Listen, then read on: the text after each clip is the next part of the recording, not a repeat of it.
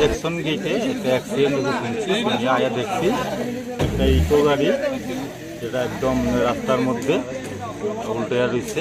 তারপরে দুজন আসছিল ইকো গাড়িতে, ড্রাইভার এবং ড্রাইভারের একজন বন্ধু। তো তারা দেখলাম তারা হাতে পায়ে একটু ব্যথা পাইছে, সিরিয়াস না ব্যথাটা।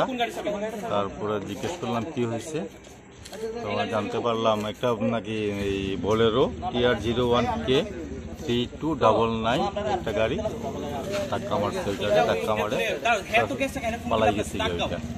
তারপর বাড়িতে আমরা ইনভেস্টিগেশন করতেছি, কি হয় না আবার বাইক করতে পারিনি। কালকে মোটামুটি আমরা ডিটেল করার চেষ্টা করবো। এমনি যে গাড়িটা উল্টে গেছে এটা কোন দিক থেকে কোন দিকে যাইতে আসলো, আর যে গাড়িটা বাড়ি দিয়েছে সেটা কোন দিক থেকে? যে গাড়িটা বাড়ি মারছে ওইটা ওই যেমন পূর্ব দিক থেকে আইতে আসছিল, ওইটা আসছিল পশ্চিম দিকে, ওরিয়েন্ট চৌমনির দিকে। অরিয়েন্ট চৌমনির দিকে। আর যেটা ওই উল্টাই আসছিল কামানচুমনি থেকে আইতে আসছিল ওইটা। আহত আছে না, আহত বলতো যে যে গাড়িটা উল্টাই গেছে গিয়ে, ওটার মধ্যে দুজন আসলে ড্রাইভার এবং ড্রাইভারের বন্ধু। মোটামুটি একটু চোট খাইছে, এত বেশি ইয়ে নাই। প্রাথমিক ইয়ের পরে এটা মোটামুটি ছেড়ে দিবে, এমন কোনো আহত নাই।